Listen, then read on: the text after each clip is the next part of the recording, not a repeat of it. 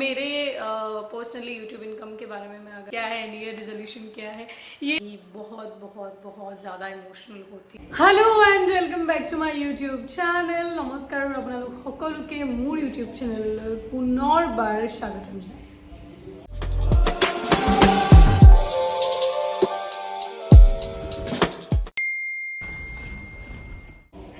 So guys आज का ये वीडियो जो है वो ईयर का लास्ट वीडियो है। अपलोड करने में थोड़ा सा लेट होगा क्योंकि मैं इसे आज ही शूट कर रही हूँ। आज है 31 दिसंबर, एक लास्ट ईयर का जो लास्ट Q&A है, जो आप लोगों के पूरे साल जो सवाल थे, पूरे साल आप लोगों ने हर वीडियो में, इंस्टाग्राम में, कहीं ना कहीं आप लोगों ने मुझसे पूछा और कभी मैंने जवाब दिया, कभी नहीं जवाब दे पाई। तो मैंने सोचा कि आज ईयर एंड लास्ट दिन मैं आप लोगों के उन सवालों का जवाब देती हूँ। तो यस, वीडियो बिना स्किप के अंत तक ज़रूर देखना।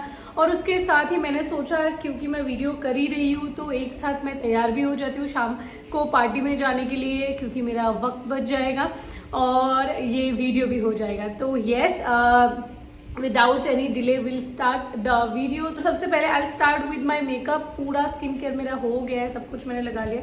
तो सबसे पहले मैं प्राइमर लगाती हूँ और साथ ही साथ मैं क्वेश्चंस भी पढ़ते जाऊंगी और उन सब का जवाब भी आप लोगों को देते जाऊंगी।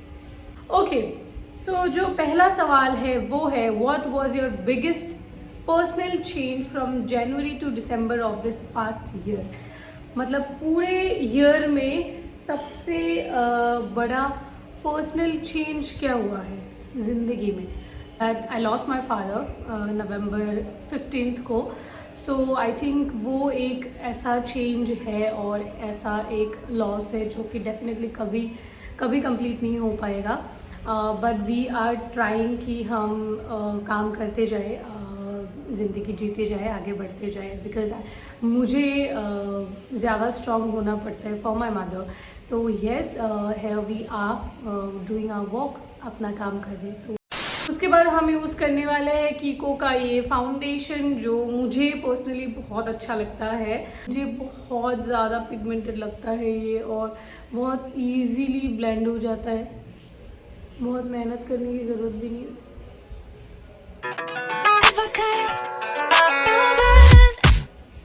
What was the most challenging part of your work? मेरे काम का सबसे चैलेंजिंग पार्ट तो इस साल चैलेंजिंग इतना नहीं रहा है क्योंकि मैं हमारा जो सीरियल है वो नीमा जो था वो लास्ट ईयर ही शुरू हुआ था। तो लास्ट ईयर जब मैं आई थी तो मेरे लिए बहुत चैलेंजिंग था ये, क्योंकि नया घर, नई जगह, नए लोगों के साथ शिफ्ट होना was very challenging for me. But this year तब तक मैं बहुत ज़्यादा एडजस्ट हो गई थी। मुझे पता था कि क्या करना है, कैसे करना है, वो सारी चीज़ें। सो काम को लेके बहुत ज़्यादा चैलेंजिंग वो नहीं था। बट देन येस, अभी challenges I am definitely facing. Serial ख़त्म होने के बाद अभी नेक्स्ट क्या, वो सब सोचना, अच्छा राइट डिसीजन लेना कि मुझे ये करना चाहिए कि मुझे वेट करना चाहिए एक अच्छे अपॉर्चुनिटी के लिए। तो वो सारी चीज़ें चैलेंजिंग है काफ़ी डेफिनेटली। सो या ब्लेंड मैंने अच्छे से कर लिया और मैंने जैसे कि आप लोगों को बोला था कि it's very easy to blend और बहुत बहुत ज़्यादा भी नहीं लगता है कि बहुत ज़्यादा किया है। अभी मेरे तिल जो है वो भी लाइक यू कैन सी, ऐसा नहीं कि वो हाइड हो गए। तो बहुत एकदम नेचुरल एक फिनिश देता है। That's why like this foundation. ऐसा कुछ नहीं कि मैं प्रमोट कर रही हूँ, it just personally I use this. So जो दूसरा सवाल है वो है, what was the biggest thing you learned this year. तो जो चीज़ मैंने सीखी है इस साल वो ये है कि सेल्फ लव बहुत ज़्यादा इम्पोर्टेंट होता है। पहले भी वो चीज़ था कि हाँ, मतलब मैं खुद से पहले से भी प्यार करती थी। बट देन इस साल मुझे वो सच में रियलाइज़ हुआ है कि अगर आप खुद से प्यार नहीं करोगे, जो ये दुनिया है वो आपको जीने नहीं देगी। सो खुद से प्यार करो, बहुत ज़्यादा प्यार करो। अगर उसको कोई बोलता है कि यार सेल्फ ऑब्सेस्ड है ये, पर नहीं, वो बहुत ज़रूरी है। अगर आप दूसरों से भी प्यार करो, ऐसा नहीं कि दूसरों से मत करो, पर खुद को कभी किसी से नीचे मत रखना, मुझे ऐसा लगता है। सेल्फ लव सबसे ऊपर होता है, फिर उसके बाद ही आप दूसरों से प्यार करते हो। माँ की बात नहीं कर रही हूँ, माँ ऑब्वियसली सबसे ऊपर होती है, बट देन बाकी जो है ना रिलेशंस एंड ऑल के चक्कर में भी आप लोगों को बोल रहे हो। आजकल जो चीज़ें हो रही है ना कि लोग जो सुसाइड एंड ऑल कर रहे हैं, वो सारी चीज़ें वो तभी होता है, मुझे ऐसा लगता है, जब आप किसी को अपने से ज़्यादा, खुद से ज़्यादा प्यार करने लगते हो और वो बंदा उस प्यार की वैल्यू नहीं करता है या फिर उस बंदे को समझ में नहीं आता है, जो भी हो रीज़न XYZ। पर मुझे ऐसा लगता है कि खुद से प्यार करना बहुत ज़्यादा ज़रूरी है। Self love is very very very important. So या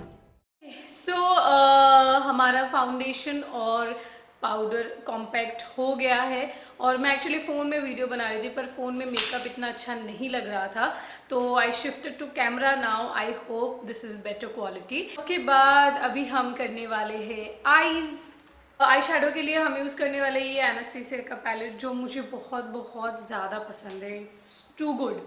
ओके, सो उसके मतलब आई शेडो लगाने से पहले हम दूसरा सवाल लेते हैं, जो कि है how do you manage your expenses in Mumbai. Oh my God, ये मतलब इतना ज़्यादा लोगों ने पूछा है ना मुझे कि मैं क्या ही बताऊँ आप लोगों को। एवरीबडी वॉन्ट्स टू नो कि मैं कैसे मुंबई में सर्वाइव कैसे कर रही हूँ। सो बहुत ज़्यादा क्यूरियोसिटी है लोगों को इस बारे में। तो guys thank you so much कि आप लोग मुझसे इतना प्यार करते हैं और इतना आप लोगों को जानने की इच्छुकता है कि मैं कैसे मुंबई में सर्वाइव कर रही हूँ। सो थैंकफुली आप लोगों का ही प्यार है, मैं बोलूँगी आप लोगों ने ही जो प्यार दिया है उसके वजह से ही ये पॉसिबल हो पाया है। ऑब्वियसली अभी मेरा सीरियल नहीं चल रहा है, but then one good thing नहीं बोलूँगी, बट गुड और बैड। शुरू में ऐसा लगता है कि यार क्यों ऐसा है, बट देन सीरियल खत्म होने के बाद ऐसा लगता है कि ओह नाइस, क्योंकि यहाँ पे एक्चुअली मुंबई में जो सीरियल्स है उसका जो पे चेक्स होते हैं वो 3 महीने डिले चलता है, मतलब 3 महीने बाद आपको पे करते हैं। तो उसकी वजह से सीरियल ख़त्म होने के 3 महीने तक आपको पे चेक मिलता रहता है। मेरे केस में वो 4 मंथ्स है, तो अभी मुझे 4 मंथ्स तक वो पे चेक मुझे मिल रहा था, विच वॉज काइंड ऑफ की रिलीफ कि हाँ चलो कुछ ऐसा लगता था बिना किए कुछ मिल रहा है, पर उसका हमने पहले करके रखा था, तो वो था। और आप लोगों का ही प्यार, जैसे कि मैंने बोला, आप लोगों का ही प्यार है जिसके वजह से my YouTube is doing good. मैं नहीं बोलूँगी it's doing great, but it's doing good. और ऊपर से इंस्टाग्राम, मुझे ऐसा मतलब मेरे साथ ऐसा पर्सनली ऐसा है कि मेरा यूट्यूब इंस्टा से ज़्यादा बेनिफिशियल है मेरे लिए। ज़्यादा अर्न मैं यूट्यूब से करती हूँ देन इंस्टाग्राम। इंस्टाग्राम से भी होता है, बट देन कंपेयर अगर हम करें तो YouTube is more useful for me. पर मैं दोनों प्लेटफॉर्म में ही इक्वली कॉन्सेंट्रेट कर रही हूँ ताकि दोनों से ही अच्छा पेमेंट है। तो हाँ, जो ब्रांड्स होते हैं, जो हम कोलैब्स करते हैं, शॉर्ट्स बनाते हैं, रील बनाते हैं ब्रांड्स के लिए, ऐसा नहीं कि मैं मुझे हर रील के लिए, हर शॉर्ट्स के लिए पे कर रहे। ब्रांड्स के लिए अगर मैं किसी चीज़ को प्रमोट कर रही हूँ तो उस चीज़ के लिए वी गेट पेड, और जो कि अच्छा पेमेंट होता है, जिससे आप आराम से सर्वाइव कर सकते हो एक सिटी में। हाँ, ये क्वेश्चन आप लोगों का मैं एक्चुअली इसीलिए मैंने जवाब दिया कि यस इट्स वेरी ट्रू कि मुंबई में आप सर्वाइव करना बहुत ज़्यादा मुश्किल है। अगर आप कुछ नहीं कर रहे हो तो इम्पॉसिबल। अगर आपको घर से वो सपोर्ट है कि आप करो, आपको जो करना है, आपको घर से पैसा मिलता रहेगा तो अलग बात है। Otherwise if you are doing it by your own, अगर आप खुद से कर रहे हो तो बहुत ज़्यादा मुश्किल है। तो उस मामले में एटलीस्ट मेरा ये है कि आई एम लकी इनफ कि आप लोगों ने मुझे प्यार दिया। और मुझे ब्रांड्स पूछते हैं लाइक जो मुझे मैनेज कर रहे हैं मेडिफाई, तो उनकी तरफ से काफ़ी अच्छे कोलैब्स आते हैं, और वही उसकी वजह से ही अच्छे से मुंबई में चल रहा है सब कुछ। तो मेरा बेस हो गया आई शेडो का। अभी मैं उसके ऊपर ग्लिटर लगाऊंगी, क्योंकि न्यू ईयर की पार्टी है, उसमें तो थोड़ा ग्लिटर शाइन तो होना ही चाहिए। और मैं जो ड्रेस पहन रही हूँ वो है थोड़ा सिल्वर शाइन का, तो मैं थोड़ा सा वैसा ही लगाऊंगी। आई थिंक मुझे एक्चुअली स्मोकी करना था, पर स्मोकी मैं बहुत ज़्यादा करती हूँ, तो कुछ और ट्राई करेंगे हम। So let's do that. तो यस, हमने थोड़ा सा ग्लिटर ऐड कर दिया है। I don't know if you can see और नॉट, बट देन मुझे बहुत ज़्यादा वैसे भी मुझे नहीं अच्छा लगता। और मेकअप में मतलब चाहे कुछ भी हो जाए, मैं अनटिल एंड अनलेस मुझे ऐसे शूट ना करना हो तब तक मैं लैश लेंस वो सारी चीज़ें मैं नहीं लगा सकती हूँ। और खासकर पार्टी में तो आई कैन नॉट, क्योंकि डांस वांस ये सब उसमें कहाँ लैश कहाँ जाएगा, लेंस से तो मुझे बहुत दिक्कत है भाई, आई कैन नॉट। तो जस्ट मैं थोड़ा सा नीचे ट्रांसलूसेंट पाउडर लगा देती हूँ ताकि क्रैक ना हो जाए। और उसके बाद हम जवाब देंगे दूसरे सवाल का। क्यों इरिटेट करते हो? मैं तो कुछ वीडियो बना रही तो तुम लोगों को क्यों इरिटेट करना है? मेरा बस ये बताने आया कि जितना मर्जी करने रहना तुम्हें ऐसा ही है। ठीक है? हां? हो गया बकवास? पता है इसको। जितना मर्जी आता रहे। यार निकलो यार, चलो यहां से। मैं कैसे फेस्टिवल नहीं करूंगी बता? ओके, सो जो दूसरा सवाल है वो ये है कि what is my YouTube income. अभी ये इतने लोगों ने पूछा है कि मैं आप लोगों को क्या बताऊँ कि यूट्यूब का इनकम कितना है, यूट्यूब का इनकम कितना है। एंड आई अंडरस्टैंड कि कहीं ना कहीं जानने का डेफिनेटली मन करता होगा, हर किसी यूट्यूबर का जो इनकम है वो जानने का मन करता होगा, मेरा भी मन करता है। इसलिए जब भी कोई डालता है ना ऐसे कि माई यूट्यूब इनकम, तो कोई और वीडियो देखूँ ना देखूँ, मैं वो वीडियो ज़रूर देखती हूँ, because I also want to know कि कितना कौन कितना कमा रहा है। सो यस, यूट्यूब का अगर यूट्यूब के इनकम की अगर बात करो, जैसे कि मैंने आप लोगों को पहले वाले क्वेश्चन में बोला कि यूट्यूब से जो पर्सनली इनकम आता है वो बहुत ज़्यादा टू बी वेरी ऑनेस्ट बहुत ज़्यादा नहीं होता है। बहुत नॉर्मल सा एक इनकम होता है वो, जिससे आप, मुझे नहीं लगता इतना कुछ कर पाओगे जितना आजकल के यूट्यूबर्स कर रहे हैं, कंटेंट क्रिएटर्स कर रहे हैं। हाँ, किसी किसी का डेफिनेटली बहुत ज़्यादा होता है, जिनके वीडियोस पर मिलियंस व्यूज़ आते हैं, तो उन लोगों का डेफिनेटली बहुत अच्छा इनकम होता है, उन लोगों का यूट्यूब से ही बहुत अच्छा इनकम आता है। पर अगर आपका व्यूज़ मतलब एवरेज है, लाइक लैक्स में ही जाता है, 1 लाख या फिर 1 लाख के आसपास, तो बहुत ज़्यादा नहीं आएगा। पर क्या है, जैसे कि मैंने बोला पहले वाले वीडियोज़ में, ब्रांड एक बहुत इम्पॉर्टेंट रोल प्ले करता है फॉर ऑल द क्रिएटर्स। जो भी बनाते हैं definitely they will agree with me कि जो ब्रांड्स है उनके वजह से ही जो क्रिएटर्स है वो एक लाइफ जी पाते हैं, वो एक लाइफस्टाइल अफोर्ड कर पाते हैं, वो सारी चीज़ें कर पाते हैं जो आप लोगों को देखने में फैंसी लगता है कि यार कैसे कर रहे हैं, वो all because of the brands. What I feel personally. तो अगर मेरे पर्सनली यूट्यूब इनकम के बारे में मैं अगर बात करूँ तो मैं वो फ्लक्चुएट होता रहता है। कभी अगर मैंने बहुत वीडियोस दे दिए तो बहुत अच्छा होता है, लेकिन अगर आप ओवरऑल ऐसे एक एस्टिमेट करो तो I can buy iPhone 14 pro max कभी महीने में, या फिर कभी एक बाइक, तो वो है यूट्यूब इनकम। ओके, सो उसके बाद मैंने ऑब्वियसली आईब्रोज कर ली। आईब्रोज करने के बाद मैं सोच रही हूँ कि मैं लाइनर लगाऊँ कि नहीं लगाऊँ, पर उससे पहले हम बाकी ब्लश एंड ऑल लगा लेते हैं। तो hardest situation of this year, तो हार्डेस्ट सिचुएशन इस साल का डेफिनेटली वो रहा है जो मैंने सबसे पहले सवाल में ही बोला कि वी लॉस्ट आवर फादर। तो वो एक हमारा लाइफ का एक सबसे हार्ड मोमेंट था उस वक्त, वो एक है सिचुएशन। और मुझे नहीं लगता बाकी पूरे साल में वैसा कुछ हार्ड हुआ होगा उतना। सो दूसरा सवाल जो है, अगर आपको चांस मिलेगा इस पूरे साल के बेस्ट मेमोरी को दोबारा जीने का, तो वो कौन सी मेमोरी होगी? तो पूरे साल की बेस्ट मेमोरी मैं अगर बोलूँ तो जिस दिन मैंने गाड़ी ली थी पहली बार, मैंने अपनी कमाई से, अपनी मेहनत की कमाई से हमारे घर की पहली गाड़ी खरीदी थी 4 व्हीलर। वो मोमेंट मेरे लिए बहुत ज़्यादा स्पेशल था, बहुत ज़्यादा स्पेशल हमेशा रहेगा, क्योंकि पहला तो पहला होता है, your first baby will always be special. तो वो मोमेंट मैं डेफिनेटली दोबारा जीना चाहूँगी।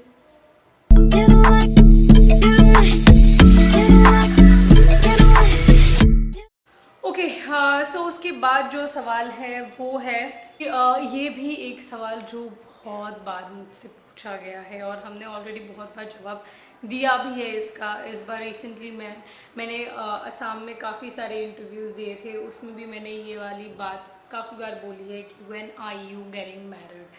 तो ये एक सवाल है जो हमारा पीछा ही नहीं छोड़ रहा है। मतलब ये कंटिन्यूअसली लोग पूछे जा रहे हैं। रिलेशनशिप में रहने का मतलब ये नहीं होता है भाई कि शादी कर लो। मैंने इंटरव्यू में यही बोला है कि अगर बहुत मतलब जिन लोगों ने मेरा इंटरव्यू नहीं देखा और बाहर के जिनको समझ में नहीं आता क्योंकि एसएमएस में था, तो शादी का मैंने यही बोला है कि जब मेरे अकाउंट में उतना पैसा रह जाएगा कि सब कुछ करने के बाद जो मेरे ड्रीम लिस्ट है, जो मेरा टिक मार्क वाला लिस्ट है, वो सब कुछ ख़त्म होने के बाद अगर मेरे अकाउंट में पैसा बच जाएगा, मतलब जब बच जाएगा ऑब्वियसली, जब बच जाएगा और मैं चिल मार सकती हूँ, तब मैं शादी करूँगी। आप समझ लो कम से कम 6-7 ईयर्स तो है बाकी। उसके बाद ही मैंने सोचा है, हमने सोचा है एटलीस्ट। तो हमारे लाइफ में अभी वो वक्त चल रहा है जहाँ पे हमें अपने करियर को स्ट्रॉन्ग करना है, अपने ड्रीम्स पूरा करना है, अपने विशेस पूरा करना है। वो सब करने के बाद विल डेफिनेटली गेट मैरिड। एक वक्त आएगा जहाँ जब हमें लगेगा कि अभी हमें करना चाहिए, तो श्योरली करेंगे।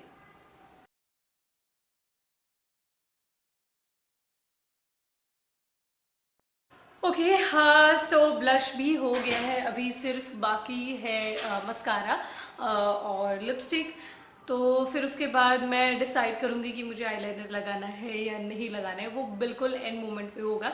ओके, सो आगे बढ़ने से पहले दूसरा सवाल पूछते हैं कि न्यू ईयर रेजोल्यूशन क्या है। न्यू ईयर रेजोल्यूशन क्या है? ये एक्चुअली मुझे लगता है ये बहुत झूठ होता है। हर साल हम न्यू ईयर के लिए मतलब न्यू ईयर आते ही लिख लेते हैं कॉपीज़ में, डायरीज में कि इस साल ये करेंगे वो करेंगे, और करते भी है, 1-2 महीने करते भी है, उसके बाद देन अगेन वही सेम थिंग रिपीट होता है। तो रेजोल्यूशन ऐसे करके कुछ खास मैंने सोचा नहीं है, बट देन हाँ, मेरा ये है कि यार, पर ये भी मैं हर साल ही बोलती हूँ पर मेरा ये है कि मुझे हेल्थ के ऊपर ज़्यादा कंसंट्रेट करना है। मतलब मुझे जिम या फिर योगा मुझे डेली जाना है। वो मैंने सोचा है कि मुझे एक्सरसाइज करना है इस साल और फिट रहना है, क्योंकि मैंने थोड़ा सा पुट ऑन किया है। अगर लोगों को नहीं भी लगता है पर मेरे हिसाब से लगता है, तो वो थोड़ा बहुत मुझे मेंटेन करना है। और बाकी न्यू ईयर रेजोल्यूशन यही रहेगा कि मैं और पॉजिटिव हो जाऊँ और स्ट्रांग हो जाऊँ। अगर ऐसा नहीं भी हो रहा है जैसा हम चाह रहे हैं, फिर भी ऐसा ना हो कि डिप्रेस हो जाए या फिर इमोशनल होना बुरी बात नहीं है, इमोशनल हो सकते हो आप, पर ऐसा नहीं है कि डिप्रेस हो जाए, यार क्यों नहीं हो रहा है, क्यों नहीं हो, एक्सपेक्टेशंस ना रखे या फिर नेगेटिव हो जाए उन चीज़ों को लेके। तो वैसा नहीं करना है मुझे। ऑब्वियसली मुझे पॉजिटिव रहना है, मुझे स्ट्रांग रहना है, मेंटली और फिजिकली स्ट्रांग रहना है, और बस अच्छे अच्छे काम करना है यार, अच्छे अच्छे काम करते जाना है, वही सारी चीज़ें। ऐसा कोई मतलब बिल्कुल वैसा नहीं है कि हाँ मैं ये ही करूँगी, ये ही करूँगी, वैसा कुछ नहीं है। बट और मैं ट्राई करूँगी, ये एक मान सकते हैं हम रेजोल्यूशन करके कि मैं ट्राई करूँगी मैं फास्ट फूड जितना हो सके उतना कम खाऊँ और घर का खाना ज़्यादा खाऊँ। पैसा कम खर्च अगर ट्राई करेंगे, अगर पैसा कम खर्च कर पाते हैं तो वो एक बहुत बहुत सही चीज़ होगी। अगर आप इन्वेस्टमेंट ज़्यादा करो और फालतू की चीज़ों पे ना खर्च करो, जो कि मेरा बहुत ज़्यादा होता है, कपड़े ये सारी चीज़ों पे बहुत ज़्यादा खर्च हो जाता है। तो आई ट्राई कि वो मैं कम से कम करो। ऐसा बोलते हैं लोग पर होता नहीं है, पर फिर भी कोशिश तो ज़रूर करना है तो कोशिश करते जाना है। तो वही है न्यू ईयर के रेजोल्यूशन, आप अगर मान सकते हो, मतलब वैसा ही है। और उसके बाद हम करेंगे हमारा मस्कारा। और फिर नेक्स्ट जो क्वेश्चन है वो है ये, आप 22 में जिससे मिले हो और उनके साथ बेस्ट मेमोरी, फेवरेट मेमोरी 2022 में बहुत सारे लोग मिले हैं, पर favourite person if I have to say, I think अभी करंटली जो मेरे दिमाग में आ रहा है वो है, क्योंकि बाकी सारे जो लोग एग्जिस्ट करते हैं मेरे लाइफ में जो मेरे लिए बहुत इंपॉर्टेंट है, वो तो बहुत पहले से है। 2022 में मैं उनसे नहीं मिली हूँ, बट देन जिनसे मैं 2022 में मिली हूँ, कुछ ऐसे लोग जो कि बहुत बहुत ज़्यादा अच्छे मिले मुझे, and I am really glad कि मैं उन लोगों से मिल पाई। So I think one is Pallavi ji, जो मोना, जिन्होंने मोना प्ले किया है हमारे सीरियल में, Pallavi ji, she is one women I really love and adore. बहुत ही प्यारी है वो, मुझसे बहुत प्यार करती हूँ, मैं उनसे बहुत प्यार करती हूँ। तो शी इज़ वन वुमेन जिनसे मैं 22 में मिली हूँ, and I am really very glad कि मैं उनसे मिल पाई। उसके बाद Manish ji also, he is also very very very humble. Iqbal ji बहुत अच्छे इंसान। तो ऐसे बहुत सारे लोग हैं जिनसे मैं 22 में मिली हूँ, एंड आई एम ग्लैड कि मैं उनसे मिल पाई, उनके साथ काम कर पाई। सो येस, और बहुत सारे होंगे, आई एम सॉरी अगर मैंने किसी को स्किप किया, बट अभी करंटली मेरे दिमाग में जो आ रहे हैं वो इन तीनों का नाम ही आ रहा है, बट आई एम श्योर और भी बहुत सारे लोग हैं जिनसे मैं मिली हूँ। And I met Aamir Khan this year, वाह, मतलब और क्या चाहिए। The great Aamir Khan sir से मैं मिली हूँ इसी साल। तो yes, obviously I am very very very grateful कि इतना कुछ हुआ इस पूरे साल में। सबसे पहले जो सवाल है वो है कि how do you keep your self emotionally strong. तो मैं अपने आप को इमोशनली कैसे स्ट्रॉन्ग रखती हूँ। नहीं यार, ऐसा नहीं है, it might look like this, but बहुत बहुत बहुत ज़्यादा इमोशनल होती हूँ कभी कभी, पर कुछ गिने चुने लोगों के सामने ही होती हूँ जिनको पता है कि हाँ ये अभी रो सकती है, मतलब। तो यस, मैं डेफिनेटली ऐसा ऐसा लगता है बाहर कि मैं बहुत स्ट्रॉन्ग जो कि हूँ, बट देन ऐसा नहीं है कि मैं कभी इमोशनल नहीं होती और कभी रोती नहीं, या फिर कभी वीक नहीं फील होता है, ऐसा बिल्कुल नहीं है। I do feel weak and I do feel emotional a lot of times. बहुत बार ऐसा होता है, तब ये लोग होते हैं मेरे साथ जो मुझे कंधा देते हैं, रोने के लिए सहारा देते हैं। सो हाँ, मतलब बट एट दी एंड आप रो, पर फिर जम बैक करो, फिर स्ट्रॉन्ग रहो और जो काम है वो करते जाओ। इमोशनल होना कोई बुरी बात नहीं है, वो हो सकते हो, हर कोई होता है, अभी हम रोबोट तो है नहीं। सो येस, इमोशनल हो सकते हो, आप इमोशनल हो, पर मेक श्योर कि जब आप रो के वापस आओ तो आप और भी ज़्यादा स्ट्रांग होके वापस आओ। तो वही है मेरी ज़िंदगी का मोटो, और वही मैं फॉलो करती हूँ। मैं रोती हूँ, मैं इमोशनल होती हूँ, मैं वीक फील करती हूँ, पर उसके बाद जब मैं वापस आती हूँ अपने मोमेंट पे, तो मैं और ज़्यादा स्ट्रॉन्ग होके वापस आती हूँ, और ज़्यादा डिटरमाइंड होके कि मुझे करना ही है, नो मैटर क्या हुआ है पास्ट में और क्या क्या झेला है, पर मुझे अपना फ्यूचर जो है वो मुझे अच्छा करना है। ओके, सो दूसरा जो सवाल है एंड द लास्ट सवाल, क्योंकि हमारा मेकअप भी ऑलमोस्ट डन, सिर्फ लिपस्टिक लगाना बाकी है।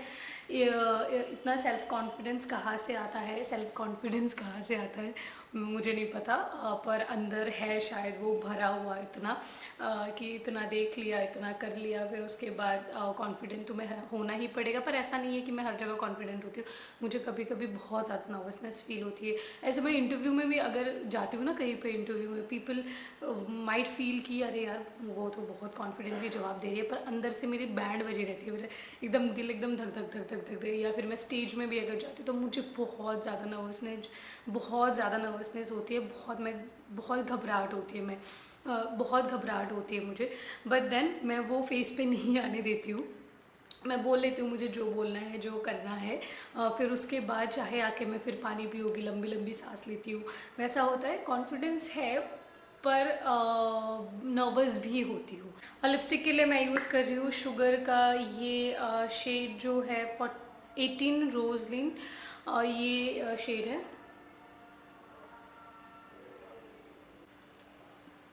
Okay, so I am done with my makeup. मैं हेयर बैंड निकाल लेती हूँ। So this is how it looks like. I think अच्छा जॉब किया मैंने। थोड़ा बहुत आ रहा है अभी मुझे धीरे धीरे। तो आईलाइनर का मैंने जो बोला था वो मैं जाने से पहले आई डिसाइड कि मुझे करना है कि नहीं करना है। यही था आज का video, and also I hope कि आप लोगों के जो सवाल थे वो उसके जवाब आप लोगों को मिल गया हो। और अगर किसी सवाल का जवाब नहीं मिला है देन शायद मैं सच में कंफर्टेबल नहीं हूँ जवाब देने में, या फिर जब मैं उतना स्ट्रांग हो जाऊंगी तो आप लोगों से खुद ही बात करूंगी। So yes, this was it in today's video. ये 2022 का आखिरी वीडियो था, और 2023 से हम डेफिनेटली ट्राई करेंगे कि कुछ नया नया एक्साइटिंग आप लोगों के लिए लेके आओ, और आप लोग भी 2022 में जितना प्यार दिया उसके लिए आई am really really thankful. Thank you so much. आप लोगों के वजह से ही जो कुछ भी पॉसिबल हुआ है वो हो पाया है, बिकॉज आप लोगों ने उतना प्यार दिया, आप लोगों ने उतना सपोर्ट दिया है। To all my lover, also to all my haters, thank you so much कि आप लोग गाली दे के भी मेरे वीडियोज़ देखते हो, उससे मुझे सच में लाभ होता है। यस, यही था आज का वीडियो, यही था इस साल का लास्ट वीडियो। और अगर आप लोगों को अच्छा लगा हो then do subscribe to my channel 2023 के लिए। और मैं मिलूंगी आप लोगों से मेरे नेक्स्ट वीडियो में, जो कि आने वाला है अगले साल। तो मैं आप लोगों से मिलूंगी next year. Till then take care, bye bye, and also wish you all a very very very happy new year. भगवान करे कि सब बहुत खुश रहे, सबकी हेल्थ बहुत अच्छी हो, you know, stay healthy, stay happy, and yes, जियो और जीने दो please. Bye guys, take care, मिलती हूँ आप लोगों से अगले साल। Happy new year.